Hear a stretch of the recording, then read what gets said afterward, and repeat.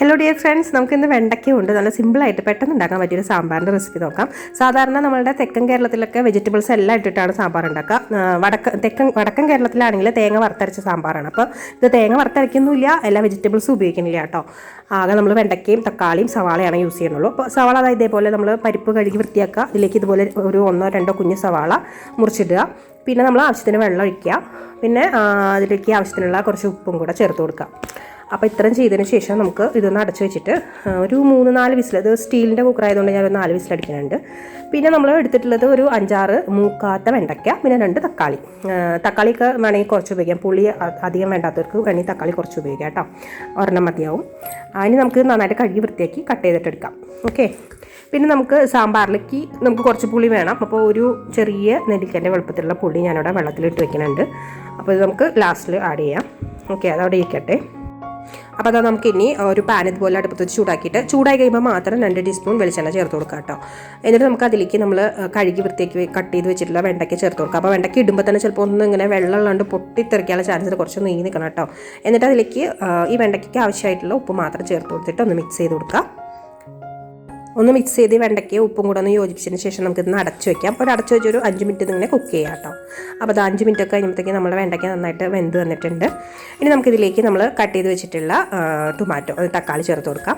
തക്കാളി ഇതേപോലത്തെ കഷ്ണങ്ങളായിട്ടാണ് കേട്ടോ ഞാൻ കട്ട് ചെയ്തിട്ടുള്ളത്. അപ്പോൾ അതും കൂടി ചേർത്ത് കൊടുത്ത് നമുക്ക് ഒന്നുകൂടെ ഒന്ന് മിക്സ് ആക്കാം. വേണമെന്നുണ്ടെങ്കിൽ കുറച്ച് ഉപ്പും കൂടെ തൂക്കി കൊടുക്കാം. വീണ്ടും ഒന്ന് മിക്സ് ആക്കിയിട്ട് ഇതേപോലെ തന്നെ വീണ്ടും ഒരു 5 മിനിറ്റും കൂടി അടച്ചു വെച്ചിട്ട് വയ്ക്കുക. അടച്ചു വെച്ച് വയ്ക്കുമ്പോൾ നമ്മളൊരു മീഡിയം ഫ്ലെയിമിലിടുക കേട്ടോ, ഹൈ ഫ്ലെയിമിലിടരുത്. എന്നിട്ട് ഇതാക്കണ്ടില്ലേ, തക്കാളിയൊക്കെ നന്നായിട്ട് വെന്ത് വന്നിട്ടുണ്ട്. ഇനി നമുക്കിതിലേക്ക് പൊടികൾ ചേർക്കാം. അപ്പോൾ ഞാനിവിടെ ഒരു 3 ടീസ്പൂൺ മല്ലിപ്പൊടി, ഒരു 1/2 ടീസ്പൂൺ മഞ്ഞൾപ്പൊടി, പിന്നെ ഒരു 2 ടീസ്പൂൺ മുളക് പൊടി. അത് എരിവില്ലാത്ത മുളക് പൊടിയാണ് കേട്ടോ. ഇത്രയാണ് ചേർത്ത് എടുത്തിട്ടുള്ളത്. നിങ്ങൾക്ക് സാമ്പാർ പൊടി വേണമെന്നുണ്ടെങ്കിൽ ഒരു 1/2 ടീസ്പൂൺ സാമ്പാർ പൊടിയും കൂടെ ചേർത്ത് കൊടുക്കാവുന്നതാണ്. അപ്പോൾ ഞാൻ ഇവിടെ സാമ്പാർ പൊടി ചേർത്തിട്ടുണ്ട് 1/2 ടീസ്പൂൺ. ഇനി അതെല്ലാം കൂടി നന്നായിട്ടൊന്ന് എന്താ പറയുക, മസാലയുടെയൊക്കെ പച്ചമണം മാറുന്ന വരെ ഒന്നിങ്ങനെ വഴറ്റാം. അപ്പോൾ അത് റെഡി ആയിട്ടുണ്ട്. റെഡി ആയി കഴിഞ്ഞപ്പോൾ നമ്മളതിലേക്ക് പുളി ഓൾറെഡി ഇട്ട് വെച്ചിട്ടുണ്ടായിരുന്നല്ലോ, അപ്പോൾ അത് പിഴിഞ്ഞെടുത്ത വെള്ളം കൂടി ചേർത്ത് കൊടുത്തിട്ടുണ്ട്. ഒന്നും കൂടി മിക്സാക്കി കൊടുക്കുക.